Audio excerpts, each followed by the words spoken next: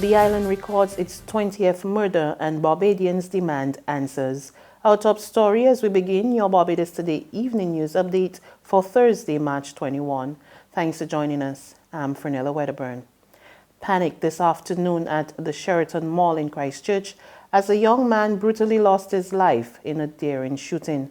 It's the 20th killing so far for the year, the 12th by the gun.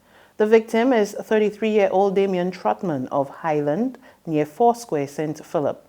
Our Kareem Smith was on the scene and has a full report. Brazen murder has made its way into one of Barbados' major shopping centers, taking another young life and inflicting terror on dozens of others.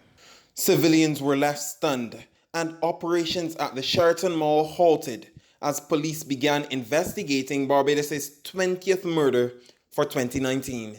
According to reports, it happened just outside of Kentucky Fried Chicken inside the food court. Damien Trotman was the target and he died at the scene. I thought it was an explosion coming from another restaurant because someone being shot in Sheraton Mall would have been a distance away from how I would ever think, because I've been here for 22 years. I have never ever witnessed anything like this.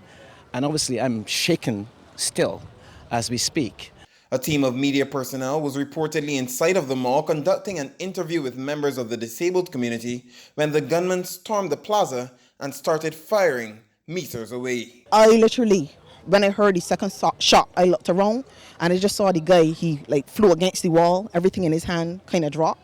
And then when he slumped down, he had the receipt in his hand and I just saw his hand just loosen like that. And I said, oh my goodness, he's been shot. So all I could do then was just dive into the place that was next to me and just hit the floor. And then I was just checking myself to make sure I wasn't shot because the noise was so loud, your ears was actually ringing. As word quickly spread of the shocking incident, a chorus of weeping rose to the sky as family members of Damien Trotman huddled together in disbelief. To be honest, he was real nice. He loved his son. And his son recently passed the lodge, and I don't even know how his son can take this. Because he was always there for his son, though knowing that his father was never there for him. Police acting PRO Inspector Rodney Innes revealed that two people, a man and a woman, were assisting police with their investigations. It's okay to talk about, well, this is a turf war or this is just gang related, but look and see how many people are going to be affected. There were chairs turned over in Sheraton, people just scampering, people came to see what was going on, and you don't know the trauma, you don't know who tonight has to replay that in their minds. The island's top cop, Tyrone Griffith, again assured the public that the force is working assiduously to arrest the worrying crime surge and to bring the perpetrators to justice.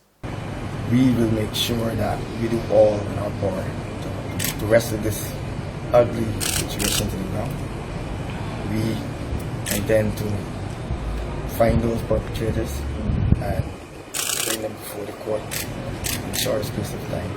The incident there, I would like to just extend my condolences to the family of the deceased, and just to say that it's unfortunate that we were looking for the deceased for some time in connection with other serious matters.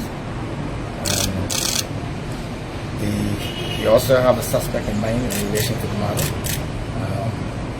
The police are at this time hunting him down to try to locate him.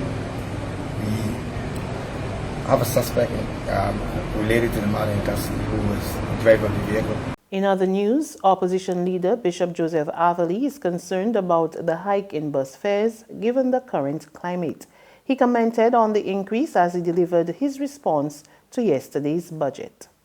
One could argue a case easily for increased bus fares, and that argument would be cogent and persuasive. But one could not comfortably countenance such increase in the current context.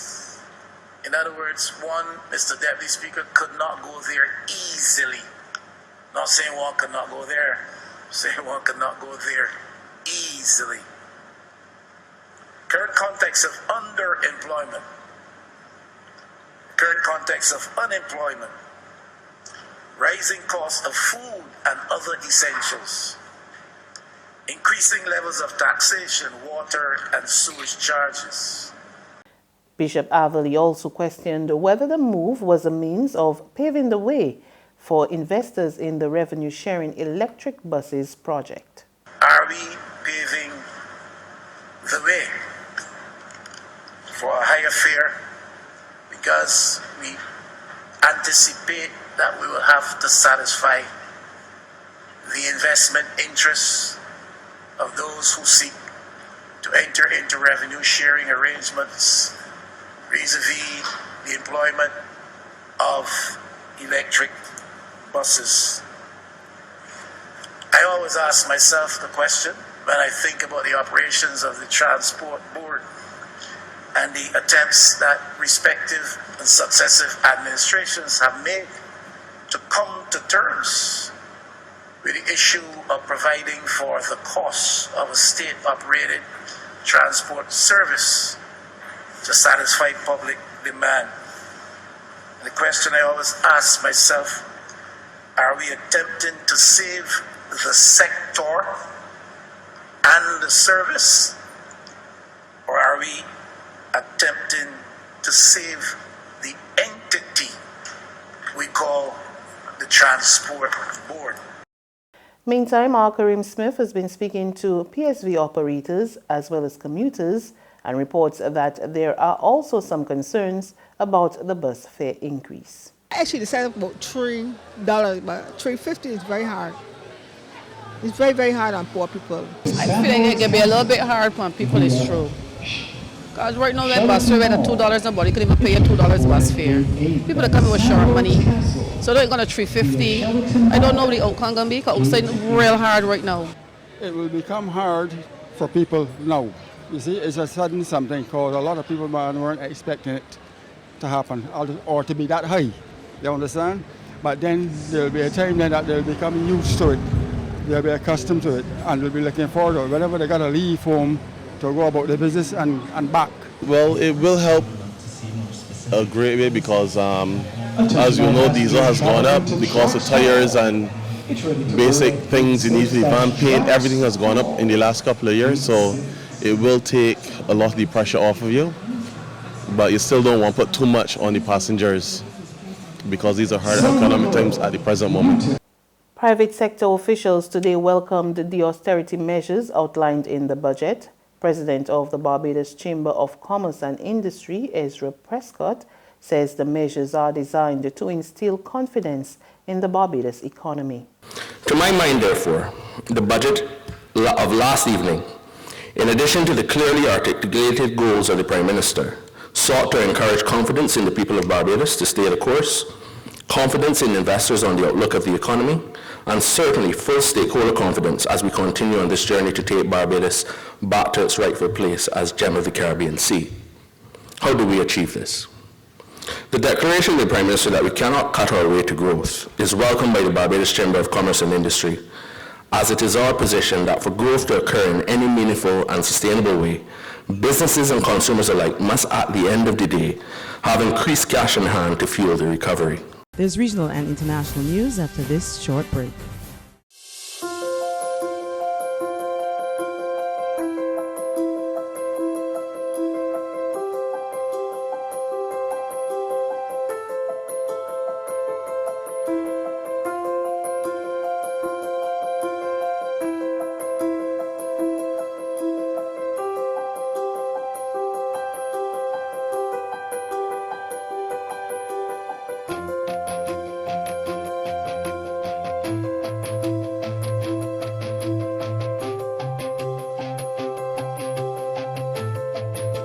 Barbados Today, news you can trust.